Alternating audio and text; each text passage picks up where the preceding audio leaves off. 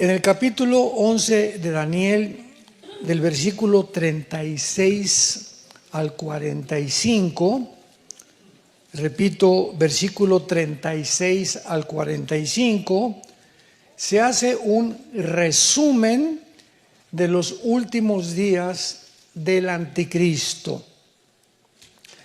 Al final casi de la tribulación, lo que va a pasar con el anticristo, qué va a hacer el anticristo, qué naciones va a atacar el anticristo, qué naciones se van a unir en este periodo al anticristo. Y vemos en el versículo 40, bueno, el versículo 36 dice, y el rey, ponla ahí en tu Biblia, es el anticristo. De aquí al 45 es la persona del anticristo de una forma muy, pero bastante gráfica. El rey hará su voluntad y se ensoberbecerá, se engrandecerá sobre todo Dios. Ahí está ya, finalmente, no hay Dios más que Él. Y contra el Dios de los dioses hablará maravillas y prosperará hasta que sea consumada la ira, porque lo determinado se cumplirá. Del Dios de sus padres no hará caso, ni del amor de las mujeres, ni respetará a Dios alguno, porque sobre todo se engrandecerá. La palabra amor aquí en el hebreo es la palabra chemda, C-H-E-M-A-D de Daniel, H, chemda, como suena, y significa un deseo de placer. En otras palabras, hay grandísimas probabilidades, de acuerdo a este versículo, que el anticristo sea gay, que el anticristo sea un homosexual. Bueno, él con el poco tiempo que va a tener, ¿verdad?, de gobernar, no le va a interesar nada, no va a fundar una familia, no va a tener hijos, no va a tener nietos, etcétera, etcétera, y probablemente tiene que ser forzosamente una persona degradada moralmente. Eso es lógico. Dice el versículo 38, honrará en su lugar al Dios de las fortalezas, que es la guerra, es el poder militar, Dios que sus padres no conocieron. Lo honrará con oro y con plata y con piedras preciosas. Con un Dios ajeno se hará de las fortalezas más inexpugnables y colmará de honores a los que le reconozcan, y por precio repartirá la tierra. Versículo 41, entrará a la tierra gloriosa. Esto nos habla que el anticristo casi al final de su tiempo, ¿verdad?, entra a Jerusalén, que es la tierra gloriosa. Y muchas provincias caerán de sus manos, mas esto es interesante, ¿qué naciones van a escapar? Edom, Moab y la mayoría de los hijos de Amón. Muy bien, Edom y Moab y los hijos de Amón en la Biblia es la región de Jordania, es la nación de Jordania. Y los jordanos descienden de Lot. ¿Se acuerdan cuando Lot, vamos a ver más adelante, huyó de Sodoma y Gomorra antes de que fuera destruida? Y entonces Lot tuvo hijos con sus hijas, imagínense.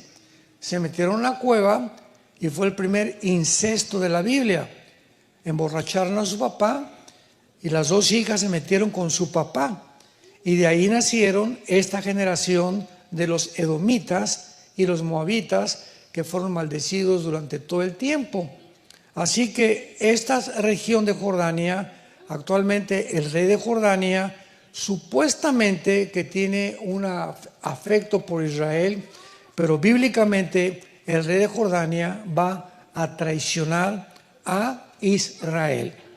Entonces vemos que el anticristo va a atacarlos, tal vez porque se echen para atrás, pero de alguna manera se va a ir contra la nación de Jordania, por lo que Jordania no formará parte del gobierno del anticristo. Esto es absolutamente seguro. Extenderá su mano contra las tierras y no escapará el país de Egipto. ¿Se acuerdan de Daniel 7? Que vimos que cuando se junten las 10 naciones o los 10 cuernos o los 10 dedos de la estatua de Nabucodonosor, va a derribar, ¿se acuerdan? Va a derribar a 3. Y entre estas naciones, una de ellas será Egipto.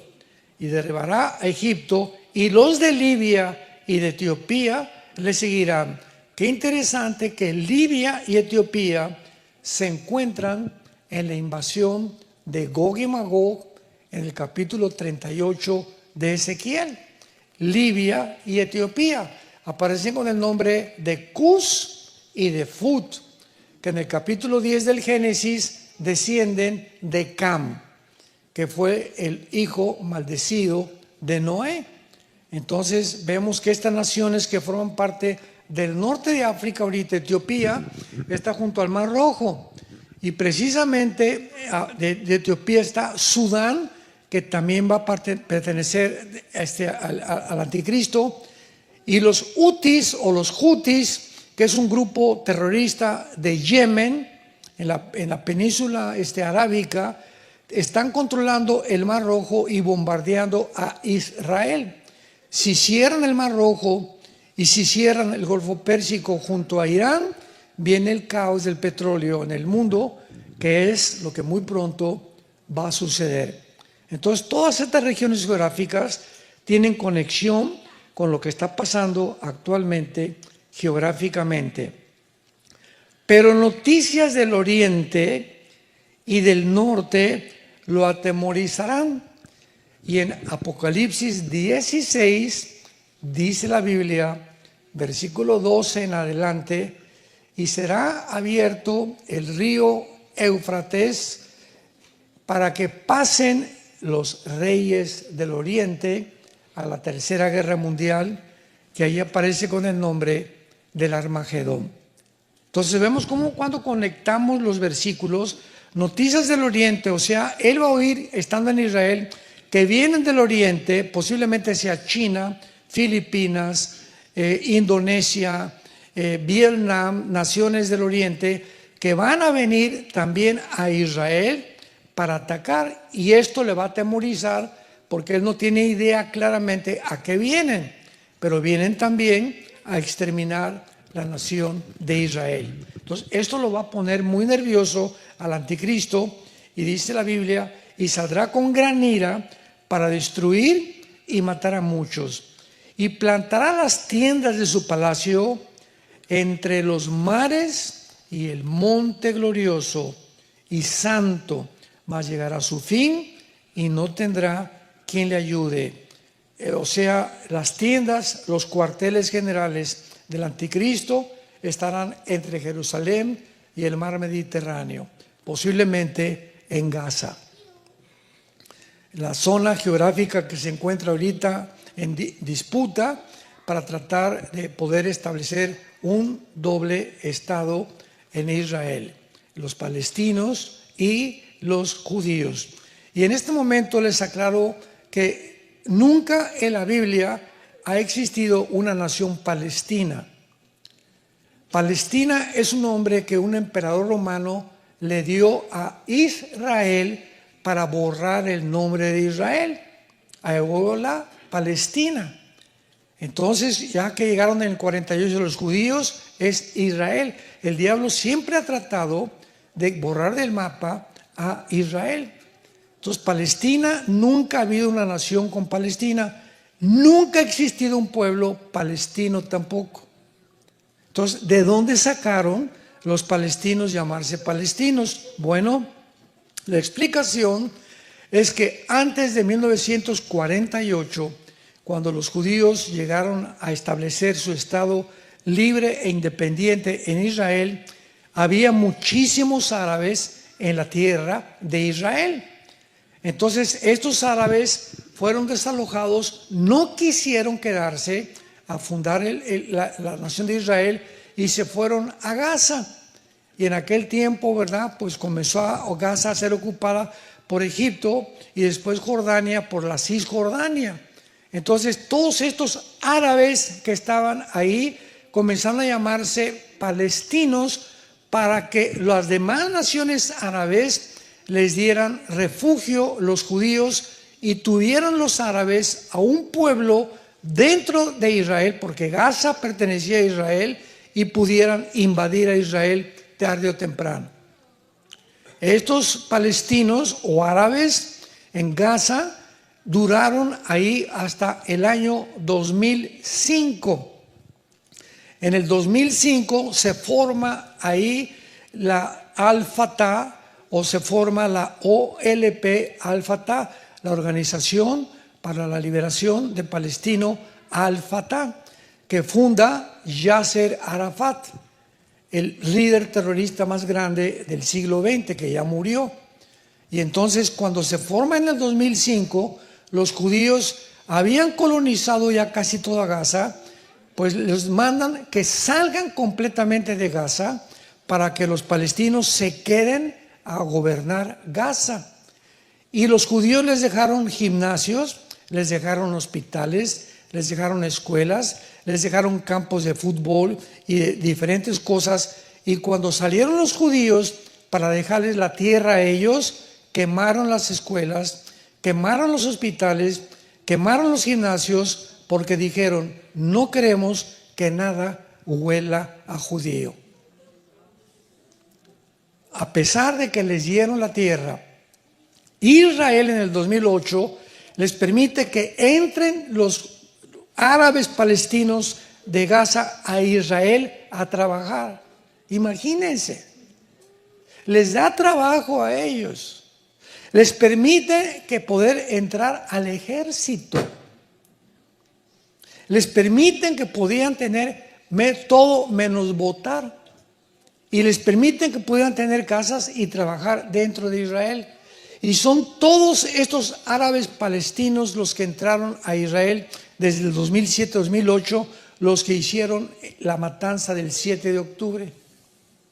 Porque estaban espiando cuando los soldados entraban, cuando salían, y agarraron a Israel en un sábado que estaban celebrando la fiesta de Hanukkah, una fiesta sagrada para Israel, y mataron a más de 1,250 civiles.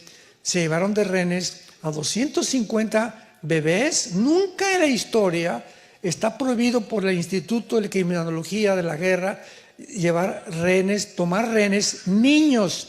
Pues se llevaron bebés de 8 meses de nacidos de rehenes. Se llevaron niños de 1 año, niños de 5 o 6 años, jóvenes adultos y hombres de la tercera y de la cuarta edad. De rehenes a Gaza, a los túneles, donde a todas las mujeres las violaron, a los niños bebés los metían en hornos microondas y los quemaban vivos enfrente de los papás. Toda esta masacre, esto fue un verdadero genocidio. Después el mundo responde al revés, y en lugar de que el mundo, por favor, liberen a los rehenes, no, liberen Gaza y liberen a Palestina. Cuando los mismos ciudadanos palestinos están queriendo ser librados de Hamás, el grupo terrorista. Entonces el pueblo palestino está sufriendo como el pueblo de Venezuela del gobierno, como el pueblo de México del gobierno, como el pueblo de Cuba del gobierno. Los palestinos están sufriendo del gobierno que lo tomó Gaza, un grupo de terroristas, los que se llama Hamás.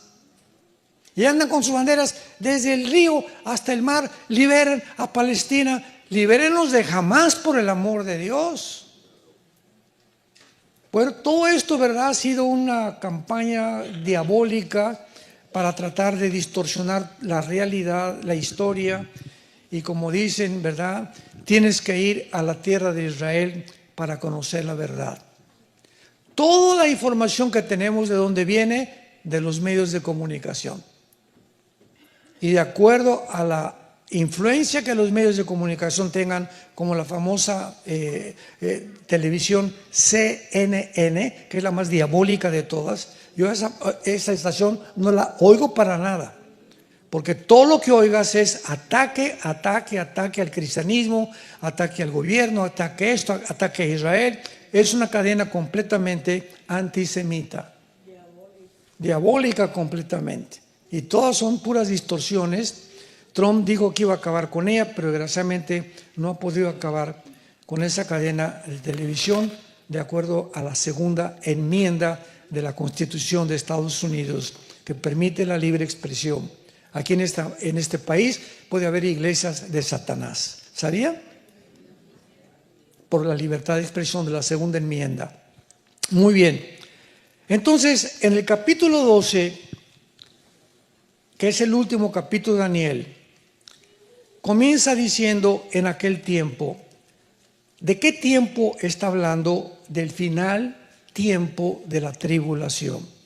Vámonos cronológicamente a ubicarnos.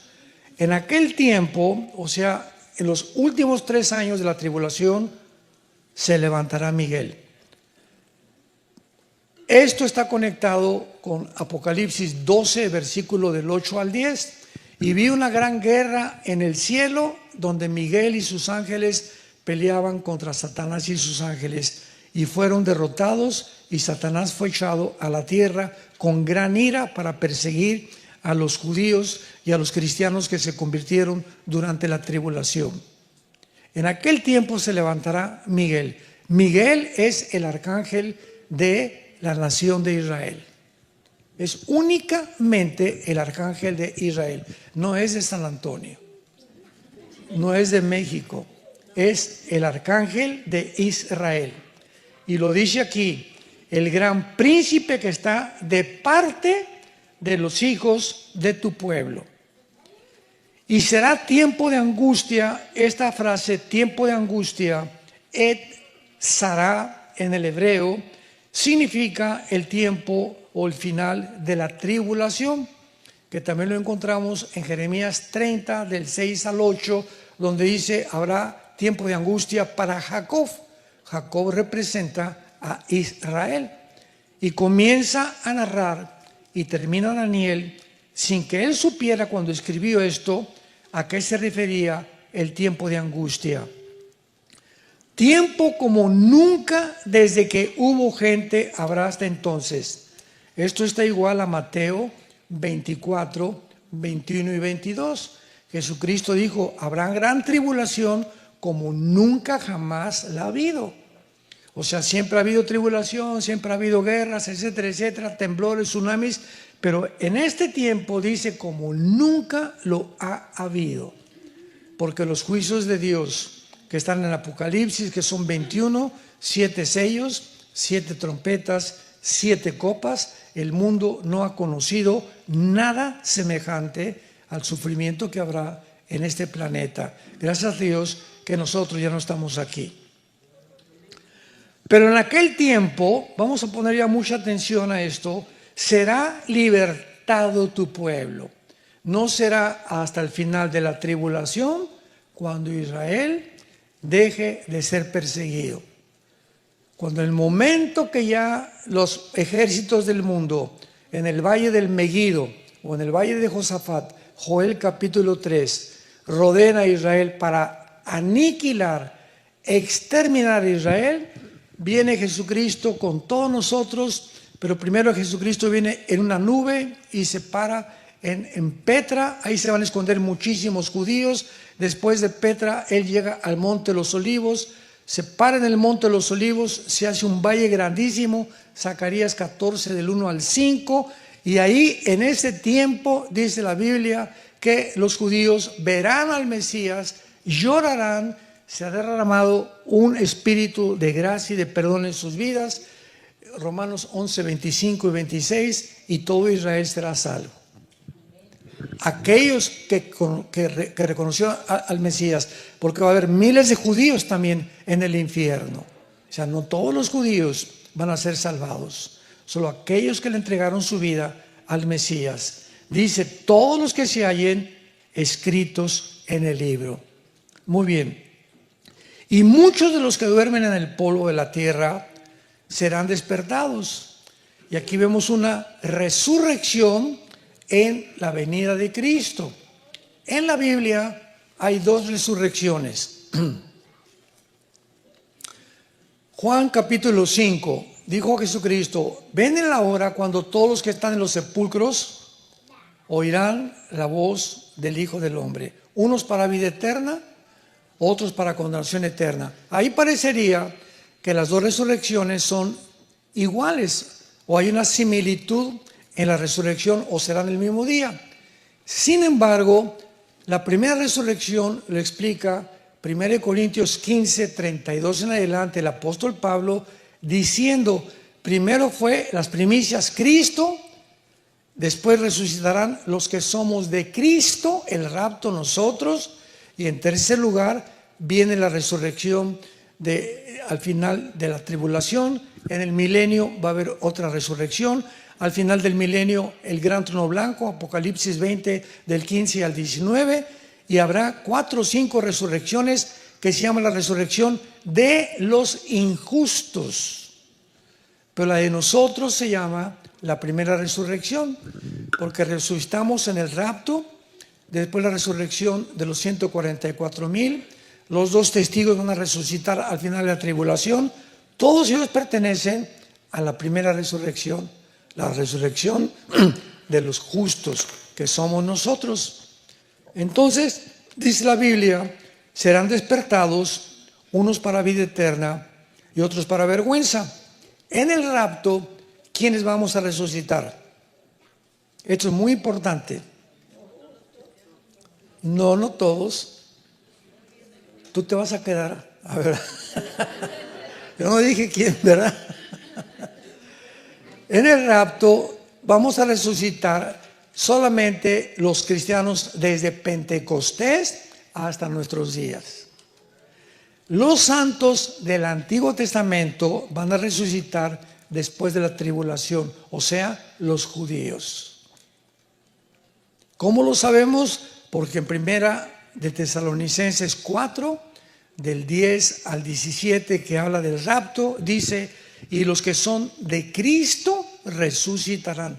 Los que somos de Él, los que estamos en el cuerpo de Cristo, que es la iglesia, somos un cuerpo bautizados en el cuerpo de Cristo. Él es la cabeza, nosotros unos el pie, dice 1 Corintios capítulo 12, otros la nariz, otros la oreja, pero el cuerpo de Cristo se conforma con Él como la cabeza, y este cuerpo, la iglesia, no existía en el Antiguo Testamento. En el Antiguo Testamento no había nacido de nuevo. No había, repito, el Espíritu Santo entraba a una persona y se salía de la persona. La iglesia es la morada ahora del Espíritu Santo, habitando entre nosotros. Entonces, desde el rapto a nuestros días, solamente los cristianos que le entregaron su vida y siguieron a Jesús, vamos a ser arrebatados y no vamos a experimentar qué es morir. Porque el rapto era un misterio. 1 Corintios 15, 52, 53. Y aquí os digo un misterio, dice Pablo. Muchos que estamos dormidos no vamos a dormir, no vamos a morir. ¿Qué es el rapto? Una generación de seres humanos que no vamos a atravesar la muerte. De repente ahorita saliendo, mañana, no sé, un mes, un año, miles de personas desaparecieron del mundo. Pilotos que van a chocar porque los aviones, el piloto era cristiano y se chocó el avión. Congestionamiento en las carreteras de tránsito, los hospitales vacíos de bebés, porque todos los bebés y todos los niños menores, ¿verdad?, de 5, 6, 7 años desaparecerán. Jesús dijo: el reino de los cielos, dejad que los niños se acerquen a mí. Los niños le pertenecen a Dios, son los que se van a ir con nosotros. Va a haber una confusión impresionante en el mundo y van a tener que contestar: se los llevaron los ovnis. Va a ser la respuesta de los científicos a la desaparición de millones de personas en el mundo. Versículo 3: y los entendidos, sakal en el hebreo, sakal es la palabra entendidos, que significa los que están, escuchen esto, los que están conscientes de la realidad. O sea, todo el mundo vive una fantasía. Platicábamos del Foro Económico Mundial, que son los mejores genetistas, políticos, diplomáticos, politólogos, ex embajadores y presidentes, creyendo que van a crear una raza superior. Viven, ¿verdad?, completamente peor que marihuanos. Yo siempre les digo, son marihuanadas. No viven la realidad. ¿Quién es la única persona? Porque hay personas que viven, son muy, muy positivas, otros que son muy, muy negativas, y el cristiano no es ni muy positivo ni muy negativo. El cristiano vive en medio. El balance es el estado perfecto del ser humano. Y este balance, estar en medio, ni para acá ni para allá, sino en medio, es la única forma que se logra teniendo a Cristo como tu Salvador. Y somos los que debemos de vivir la realidad. Somos los que estamos conscientes de lo que está pasando en el mundo. Y no nos extraña ni nos asusta ya nada. Cayó el dólar, que cayó esto, que el petróleo, no nos asusta nada. La paz que sobrepasa todo entendimiento guarda nuestros pensamientos en nuestro corazón en Cristo Jesús. Porque mi Señor me dice, nunca te voy a dejar, nunca te voy a abandonar. Entonces, ¿por qué te asustas? ¿Por qué temes, hombre? El temor a Dios es lo que nos mantiene tener paz en el corazón. Y da una señal el Espíritu Santo, versículo 4, que en los últimos tiempos el mundo, la ciencia, el conocimiento aumentará. Como ya lo vimos en las conferencias pasadas, el siglo XX fue el resurgimiento completamente de la ciencia nuclear, de las medicinas, se inventó la televisión, los focos, las píldoras anticonceptivas, todo se inventó a partir del siglo XX. Culminó con los satélites de comunicación, culminó con el iPhone en el 70, las computadoras, los chips, las iPads y todo lo que estamos ya ahorita en el siglo XXI, que ya ahorita nada nos sorprende, y llegamos hasta la inteligencia artificial, que es lo último que el ser humano va a llegar, donde será usado por Satanás la inteligencia artificial, tarde o temprano, y por el anticristo. Ahora bien, dice el versículo 5, y Daniel miré, y otros dos que estaban en pie, el uno a este lado del río y el otro al lado del río. Daniel estaba en el río Tigris. El río Tigris y el río Éufrates corren principalmente desde Turquía y desembocan en el Golfo Pérsico. Son casi 2,000 kilómetros lo que tiene el río, y Daniel se encontraba ahí en Medio Oriente, en el río Tigris, y dice Daniel que entonces vio un ángel en el río, uno de este lado de la orilla del río y otro lado del otro lado del río, y de repente vio a uno flotando sobre las aguas, a un tercer ángel parado, versículo 6, varón vestido de lino, que estaba sobre las aguas del río, y le preguntó a Daniel, ¿cuándo será el fin de estas maravillas? O sea, ¿hasta cuándo terminará la persecución contra nosotros? ¿Cuándo terminará su plan Dios para Jerusalén, el templo y los judíos? Y el varón vestido de lino, que estaba sobre las aguas del río, alzó su diestra y su siniestra al cielo. Hizo esto, su diestra y su siniestra. Nunca en el Antiguo Testamento una persona para jurar levantaba las dos manos, siempre levantaban una mano. Nosotros, por ejemplo, un presidente cuando va a jurar, jura sobre la Biblia, ¿verdad? Y nada más pone una mano, no pone las dos. Pero cuando son las dos manos, implica algo sobrenatural. O sea, el que estaba jurando era un ángel del cielo y confirmaba con levantar la mano izquierda y la mano derecha que lo que va a decir es y viene directamente del trono de Dios. Alzó su diestra y su siniestra y juró. Fíjense nada más, a nosotros se nos prohíbe jurar, ¿se acuerdan? No juréis ni por esto ni por Dios, mucho menos jamás, que vuestro hablar sea sí y no. Y no, te juro por Diosito Santo, te juro por mi mamá. Eso no debemos hacerlo. Si no me crees, no me creas. Yo te estoy diciendo la verdad. Es como debemos hablar nosotros entre hermanos cristianos. Nuestra palabra es muy importante.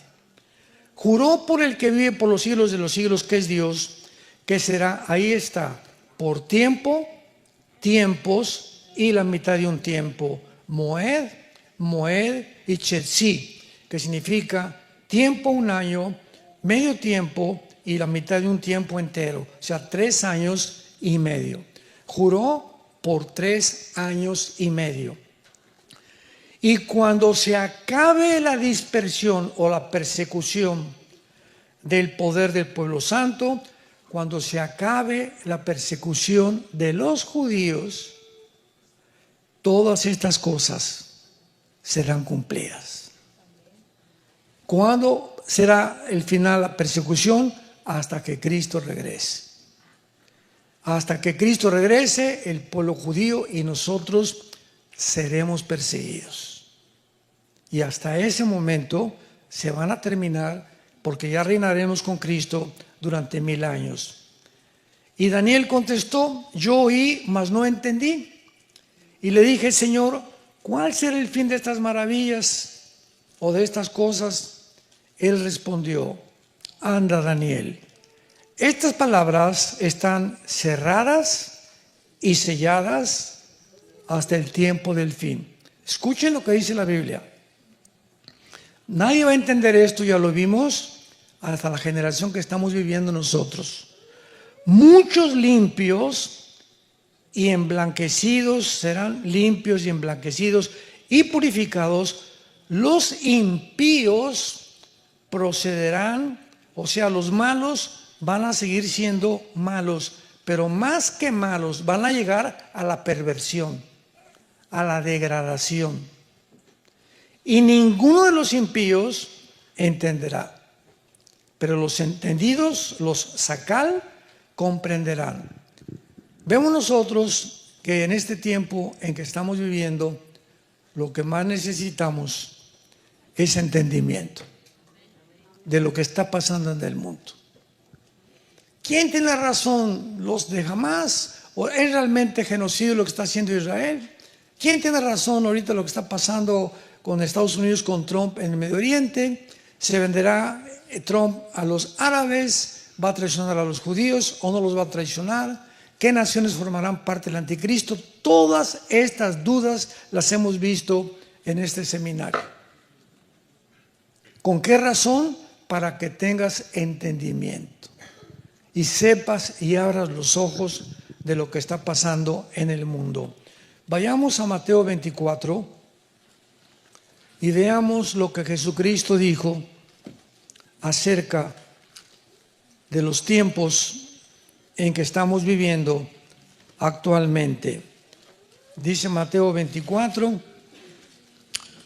versículo 36 en adelante, es Jesús hablando, mas del día y la hora nadie la sabe. Del 36 al 51 es el rapto de la iglesia. Todo esto que vamos a leer ahorita es el rapto de la iglesia. El día y la hora, ¿de quién está hablando? Del rapto. No está hablando de la segunda venida, porque la segunda venida viene con fenómenos cósmicos, se va a oscurecer el sol, los que estén en la tribulación, cuando el anticristo entre a ofrecer la abominación desoladora, los cristianos cuando vean esto o lo oigan, van a saber y van a comenzar a contar los días hasta los 3 años y medio y sabrán cuándo viene Jesucristo en aquella época. Nosotros cuando dice el día y la hora se refiere, ni aun los ángeles, se refiere al rapto de la iglesia, no a la segunda venida de Cristo. Mas como en los días de Noé, así será la venida del Hijo del Hombre.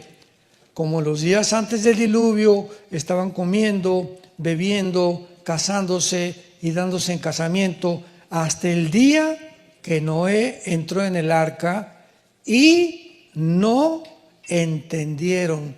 No ginosco. Esta palabra en el griego, ginosco, es un conocimiento por experiencia.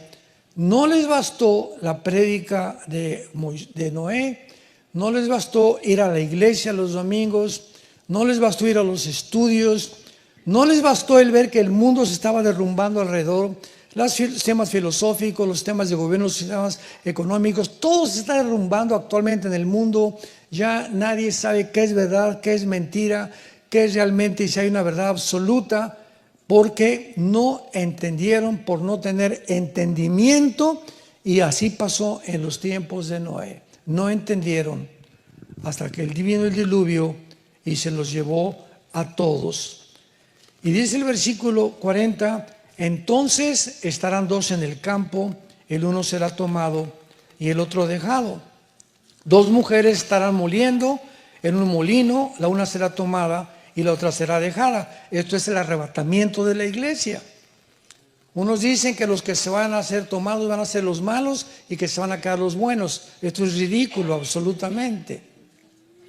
Entonces, ¿de qué está hablando Jesucristo? Que de repente vas a amanecer mañana y de repente tu esposo ya no está, o tu esposa ya no está, y va en el campo, van a estar labrando y va a estar el labrador, y a lo mejor la esposa ya no está y el esposo sí está, o a lo mejor ninguno de los dos está y los hijos se quedaron. Pero en el rapto va a haber una división impresionante de familias, de maridos que se convirtieron, o mujeres que se convirtieron y maridos no que se convirtieron, o los hijos, y es lo que significa, uno será dejado y otro será tomado. Los que se van a quedar, ¿para qué se van a quedar? Pues para la gran tribulación. Entonces no puede estar hablando de la segunda venida de Cristo, está hablando del arrebatamiento de la iglesia, y lo corrobora lo que seguimos leyendo. Velad pues porque no sabéis, ahí está. La segunda venida, sí se sabe, los que estén en la tribulación, cuando viene Cristo. Hay cantidad de señales que van a tener. Nosotros no sabemos a qué hora viene el Señor. Pero sepan esto, que si el padre de familia supiera a qué hora el ladrón habría de venir, velaría y no dejaría minar su casa. Por tanto, ustedes también están preparados. ¿Se acuerdan Mateo 25, la parábola de las vírgenes? Que eran 10 vírgenes con sus lámparas, y se oyó la voz del esposo, que es el rapto, y cuando oyeron la voz del esposo, 5 de las vírgenes tenían lámpara.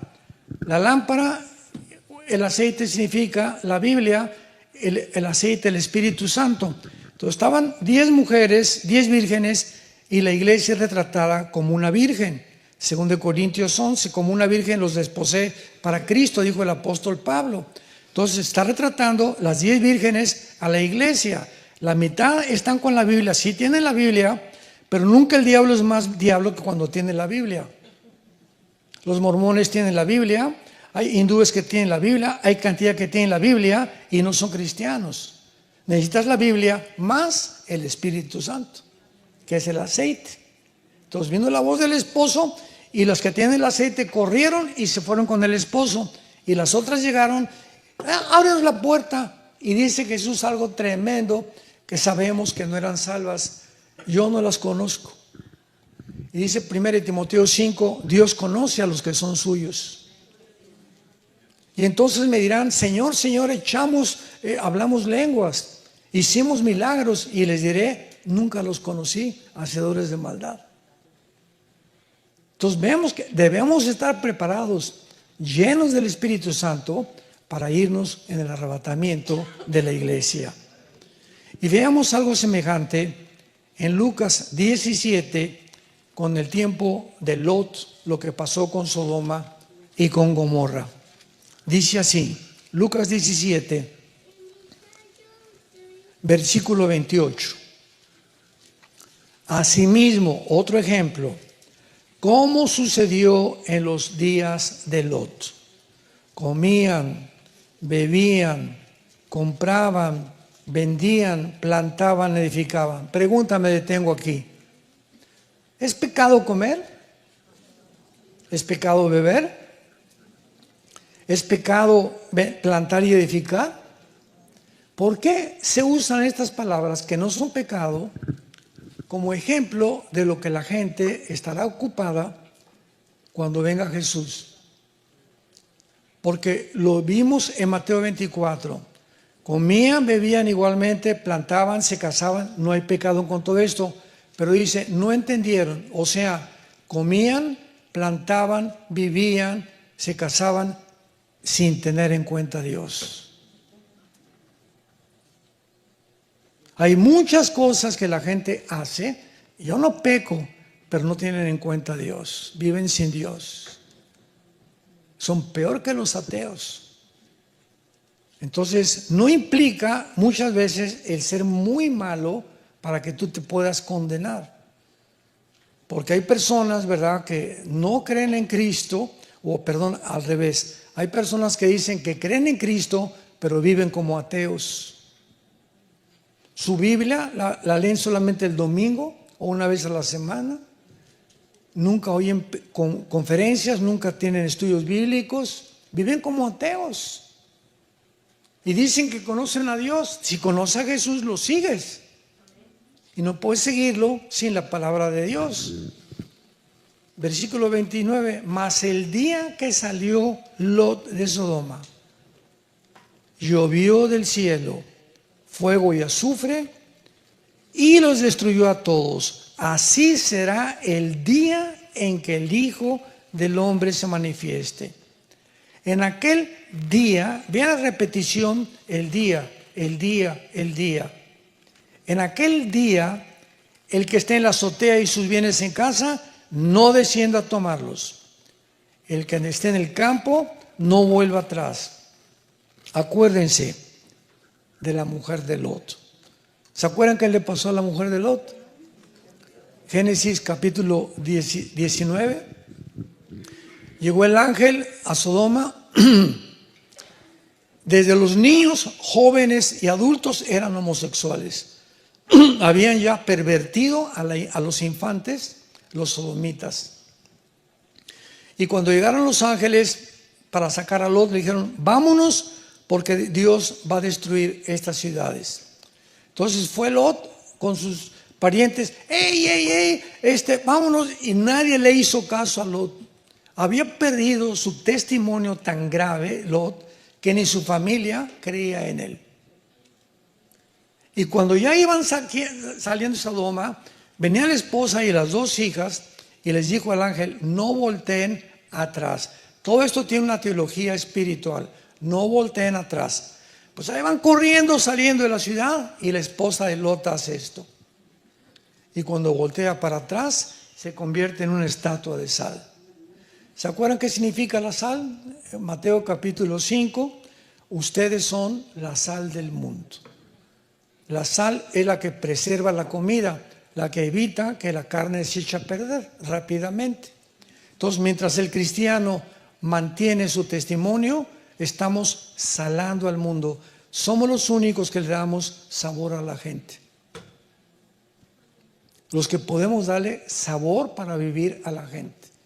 Y cuando una persona como la esposa de Lot voltea para atrás, ¿qué significa? Que el corazón de la esposa nunca estuvo en Dios. Ella volteó y quería ver dónde estaba su mundo, su salón de belleza, etcétera, etcétera, sus vestidos, su dinero, todo aquello, porque su corazón estaba en el mundo.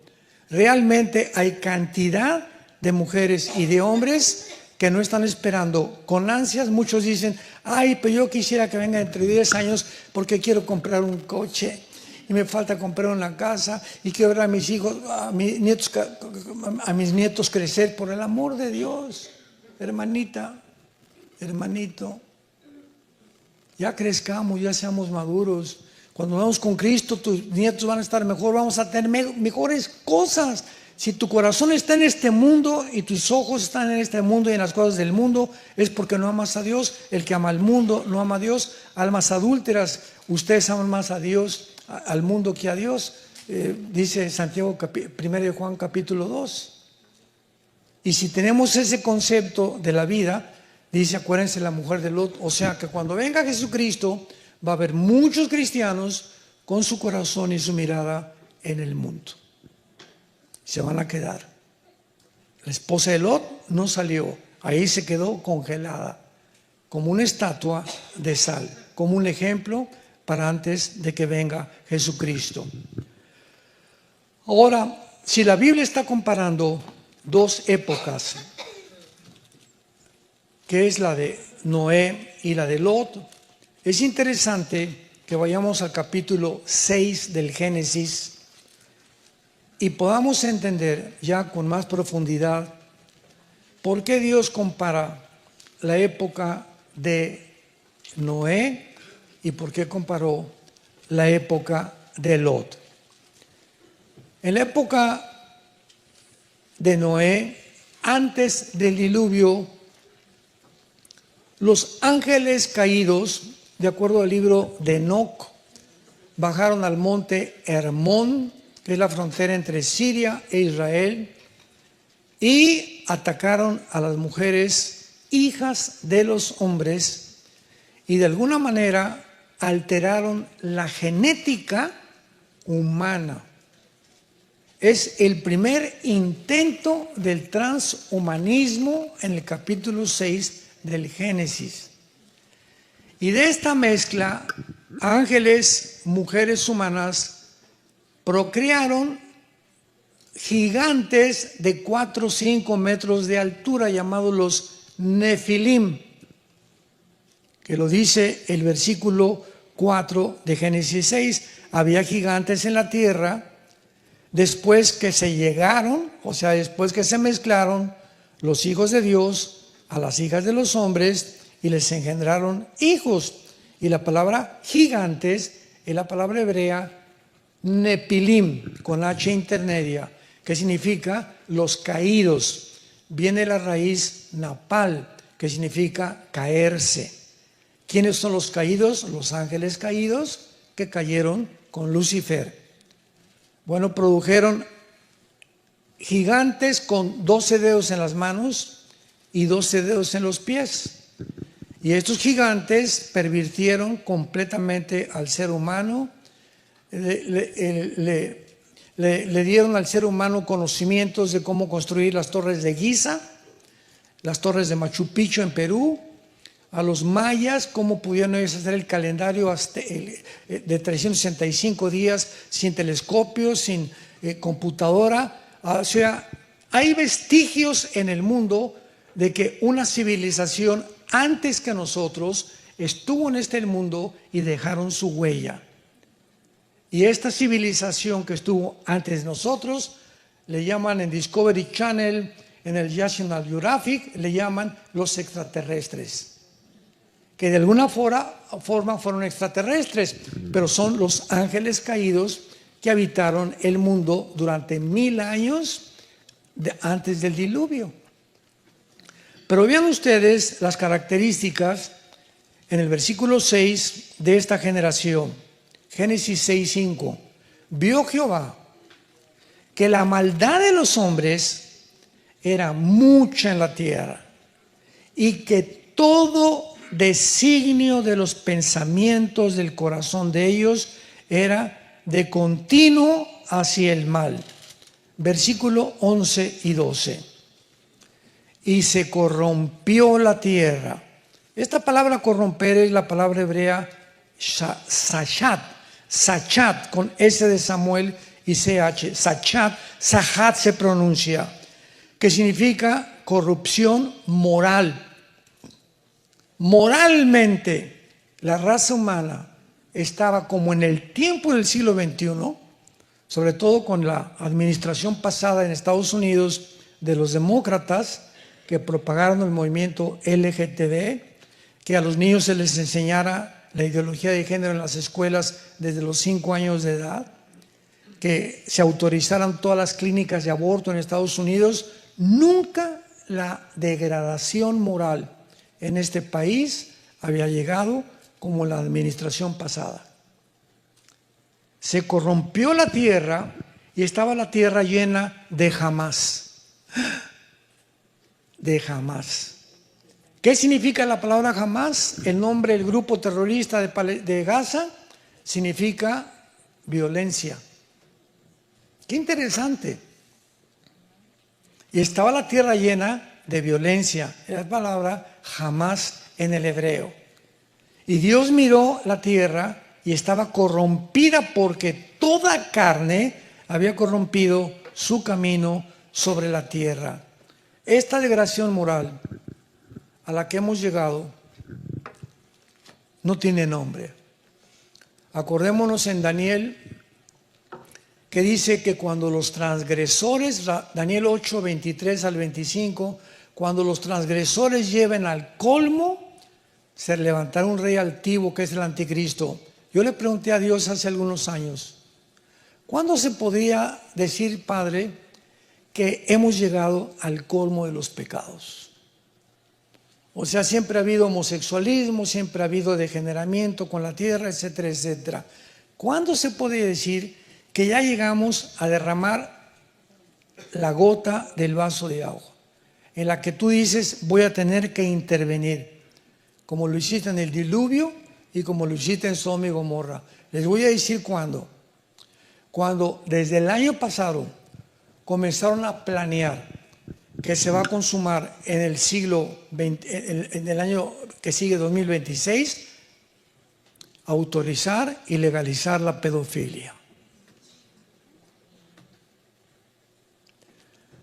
Ahí ya no tiene nombre como seres humanos lo que quieren hacer, legalizar las relaciones sexuales con niños menores de edad. Que ya puedes violar a un niño de 5 o 6 años y no te vas a la cárcel. O que se pueden casar un hombre de 25 años con una niña de 10 años de edad, que en algunos países ya lo están haciendo. ¿Saben quién lo va a legalizar? Las Naciones Unidas. El año que entra quieren legalizar la pedofilia. Se propuso durante la administración, primero de Obama y después pasada con el presidente Biden, no se llevó a cabo, la detuvo el presidente Trump y vuelven otra vez a querer legislar las Naciones Unidas, legalizar la pedofilia en el mundo. Jesús dijo, el que se meta con un niño, más vale que se amarre una piedra en el cuello y que se eche al río.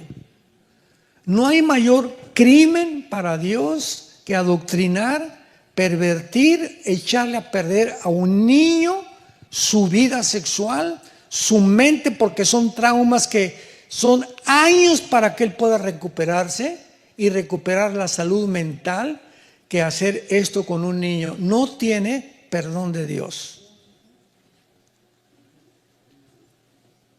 Ya no se puede llegar a más profundidad de pecado y de degradación moral. Y rápidamente, antes de terminar, Isaías 27 nos lo dice claramente. Rápidamente, para terminar, en Isaías 24, encontramos estas palabras que describen el final de la humanidad. Lean en su casa todo Isaías 24. Describe la caída de la humanidad. Pero vean las 3 razones por las cuales el mundo va a ser maldecido para que suceda lo que va a suceder. Dice versículo 4 al 6, Isaías 24, versículo 4, se destruyó, cayó la tierra, enfermó, o sea, están enfermos ya, cayó el mundo. Enfermaron los altos pueblos de la tierra y la tierra se contaminó bajo sus moradores. Número 1, porque traspasaron las leyes. Número 2, falsearon el derecho. Y número 3, quebrantaron el pacto sempiterno. Por esta causa, la maldición consumió la tierra. La tercera cosa, quebrantaron el pacto eterno, es el pacto del matrimonio. Es el pacto de la familia. Lo primero que Dios instituyó fue el matrimonio con Adán y Eva. El matrimonio es la institución más santa, más sagrada que existe en la Biblia, el matrimonio. Porque es el matrimonio donde se producen la familia, un hombre, una mujer, los niños y la descendencia y los nietos o bisnietos, tercera y cuarta generación.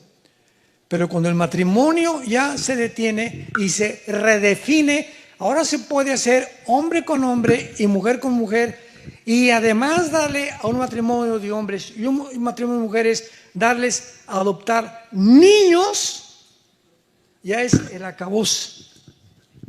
Ya están enfermos, completamente enfermos. Por eso Dios hizo varón y hembra, porque los muchachos necesitan el patrón de tener un padre. Los niños tienen que identificarse con nosotros, las niñas con las mujeres. Y yo no le puedo dar a una niña lo que mi esposa le puede dar, ni tampoco puede dar mi esposa a lo que yo le puedo dar a mi hijo varón. Por eso es entre dos sexos el matrimonio, hombre-mujer, pero cuando son dos mujeres y dos hombres, echamos a perder el diseño original de Dios. Nos hemos pervertido, estamos enfermos. La humanidad está enferma. Y peor todavía que van familiares a la boda de, se casa mi Requín con Carlín. Y ahí van, oiga hermano, ¿puedo ir al matrimonio de mi hijo porque es gay? Hermana, ¿estás enferma tú también? ¿Estás enfermo tú también? ¿Estás enfermo tú también? Hemos perdido completamente el contacto con la realidad, ¿se dan cuenta? Es un mundo ya irreal.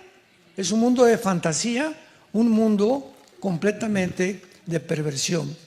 Por esta causa, la maldición vino a la tierra y no tarda en caer esta maldición, que son los juicios del Apocalipsis sobre una humanidad rebelde, terca, que ha luchado en contra de los mandamientos establecidos en su palabra.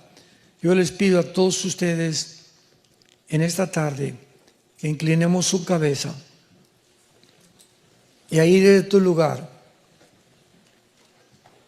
La Biblia dice, mas Dios muestra su amor para con nosotros, en que siendo aún pecadores, Cristo murió por nosotros.